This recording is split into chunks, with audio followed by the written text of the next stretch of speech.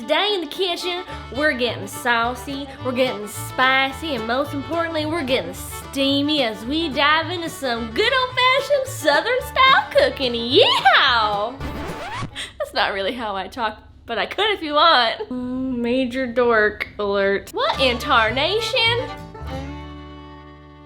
So I'll be real with you guys. I don't do a ton of Southern style cooking on my channel, as you may or may not have noticed if you've been here for a while, but as the weather has been getting a lot cooler where I live here in the Great White North of Canada, I start craving, you know, all the cozy things. I'm not alone in that, and I have been thinking a lot more about cozy Southern comfort foods like a hot steamy bowl of jambalaya or baked beans or pulled pork sandwiches, cornbread, you know, just those classic Southern comforts. And lucky for you, I'm gonna be showing you how to make a few of them today. We're gonna be doing some delicious, simple side dishes like baked beans, a winter coleslaw, and some carrot fries to go with our main dish, which is gonna be none other than a super saucy and delicious pulled pork sandwich, veganized of course.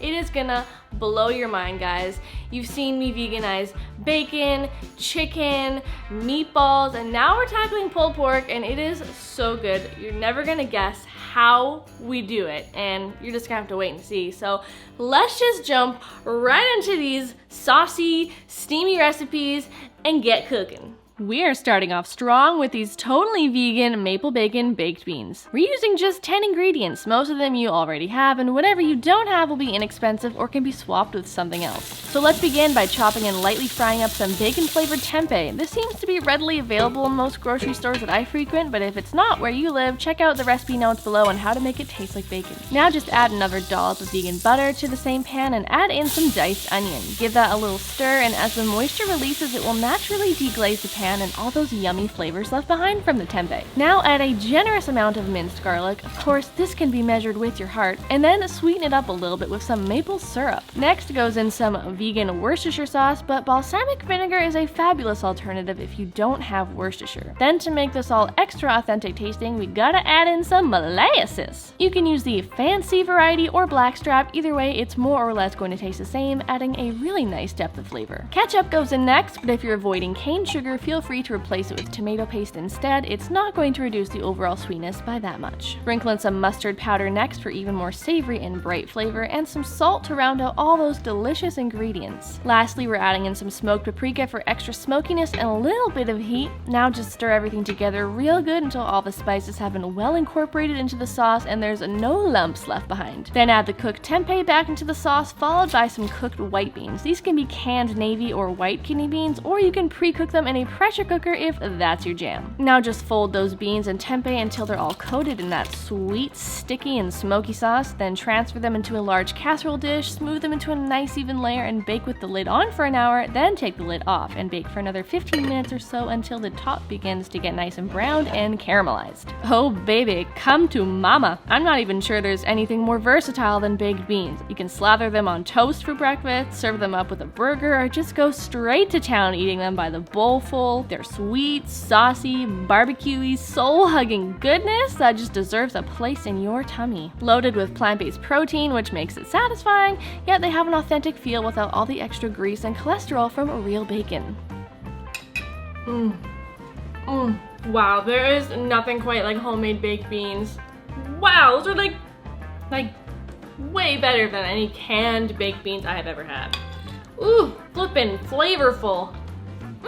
Next up is the perfect refreshing side dish to any cozy winter meal. Apples, fennel, and celery are perhaps the best winter salad trio with their superior crunchiness, yet very diverse flavor profiles. We're going to remove the leaves from a few sprigs of fresh tarragon, which is like this fresh, lemony, licoricey herb that is so good, and mince it up real good so we can start off our simple salad dressing. Plop it into a little mixing bowl, and then we're going to add some fresh lemon juice for brightness, some apple cider vinegar for a little more depth of flavor, and then some avocado or olive olive oil. If you're oil free, you can try using tahini instead. Then season with a little bit of salt and pepper to taste, and then just give that all a really good whisking until it just starts to emulsify a little bit. Then you can set it aside to let the flavors develop while we make the slaw. Grab your celery, and on a diagonal, you're going to thinly slice it like so. We want all the surface area, and with our apples, we are also going to thinly slice and julienne them until they look kind of like little matchsticks. Now for the fennel, which has a mild licoricey flavor and fragrance, we're gonna lop off the stems and the bottom and then cut it in half lengthwise. Then using a small paring knife, we're going to just cut out the core, which is hard, kind of like the core of a cabbage, which nobody wants. Then place the fennel cut side down, and just like with the celery, we're going to thinly slice it on a diagonal, and you'll end up with little semi-circular-ish shreds. Now take a handful of those fennel fronds, which are just as lovely tasting as the fennel bulb, and mince them up and then add them to the bowl of the chopped ingredients. Now simply pour that dressing over the chopped veggies and apples and give that all a really good toss to combine. This slaw is so nice and light and just feels so refreshing. It offers a really nice break from the more indulgent tasting sides like baked beans. And that bright herby dressing just brings out all those good flavors.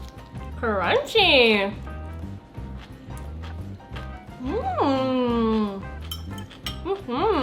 That is sweet and crunchy and tangy, and ooh, that fennel flavor, that pairs so nicely with celery and apple. Like, really, really good flavors, all working really well together. It's kind of like fragrant and sweet and slightly, just ever so slightly licoricey, but like not like you're eating a whole bag of black licorice. It's just like so subtle. Yes, this is a really nice refreshing side to go with like a heavier, you know, main that you're gonna be eating, or like these baked beans. It's just a really nice, very like refreshing contrast to a main dish. All right, let's make some carrot fries. Now, these are very simple, even simpler if you have an air fryer. So grab about 5 or 6 large carrots and slice them up into little fry-shaped sticks, and we're just going to season them a little bit with really whatever you want. But this is always a good combo for me. Just doing some avocado oil, nutritional yeast, dried parsley, red chili flakes, and some salt and pepper. That's it, baby. Give that all a nice little toss about and plop those in your air fryer basket. Bake them until crispy, and you have a very healthy and delicious fry. No, they're not crunchy like a deep fried potato stick, but they are pretty darn good in their own right. You gotta try them out sometime. They go very nicely with those baked beans and slaw, and I'd say that's a pretty balanced little bowl right there. Perfectly cozy meal, but wait, there's more. Yes, carrot fries. Carrot fries, so good. Such a brilliant way to use up a bunch of carrots at once if you bought one of those ginormous bags that you get this time of year. So good. We can't forget about the main star of this video, the vegan pulled pork sandwich, which is the perfect addition to that beautiful bowl we just made. So let's grab a block of extra firm tofu, it's gotta be extra firm or it won't work, y'all, and grate it up on the large grate side of a box grater. God, how many times can I say grate in this sentence? By grating the tofu, it gives it that shredded, pulled porky appearance and texture, which I think is pretty darn cool. And then let's season it with some spices and things, plus a little bit of light oil to help the spices stick and crisp up the tofu as it bakes. And then some Worcestershire sauce for another blast of flavor. You could also use balsamic vinegar or soy sauce here too. Give it all a pretty good toss to get all those spices mixed in, and then transfer it to a lightly greased sheet pan. Spread it out and try to keep it on an even layer to ensure it cooks evenly. And then you're just gonna pop that in the oven and bake for about 22-ish minutes at 350 degrees, tossing the tofu halfway through cooking. It'll come out a little drier, firmer, and crispier. Now for the last part, you guys, heat up a saucepan and add some barbecue sauce and water, and then just whisk it up a little bit. The water is going to be absorbed by the tofu as it cooks, so don't skip this step. Add in the baked tofu shreds and stir them into the sauce until they're all coated and the tofu has heated through fully. We want the barbecue sauce to just get a little bit bubbly and thickened up, so if you feel like you need extra barbecue sauce like I did here, definitely feel free to add in a few more tablespoons as needed, just to get it as saucy as you like it. And that is pretty much it, you guys. Who knew that shredded tofu could be a delicious dupe for pulled pork?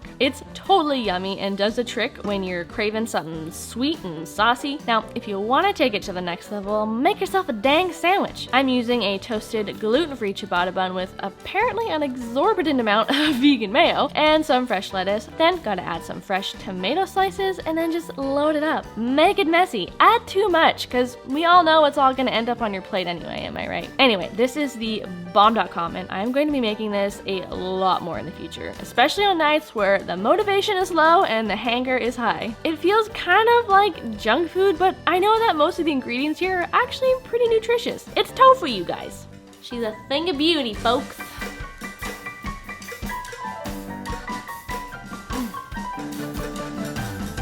My word. That is delicious. Holy moly, you guys. This is so versatile too. You don't have to eat it in just like a sandwich or a bun. You can totally put this on top of nachos. You can put it in wraps. You can mix it into your salads or Buddha bowls. Like, the options are totally endless. And the fact that this took like almost no time at all to make and hardly any effort, you can make this several times throughout the week. It seems like a really easy recipe and I highly recommend. Hot damn! Does that not look totally epic, you guys? There you go, guys. Some delicious, veganized, Southern style comfort food classics. Let me know in a comment down below. What are some of your favorite Southern style comfort foods and what do you want me to veganize next? I would love to hear your thoughts. And if you guys enjoyed this video, make sure you give it a good old thumbs up.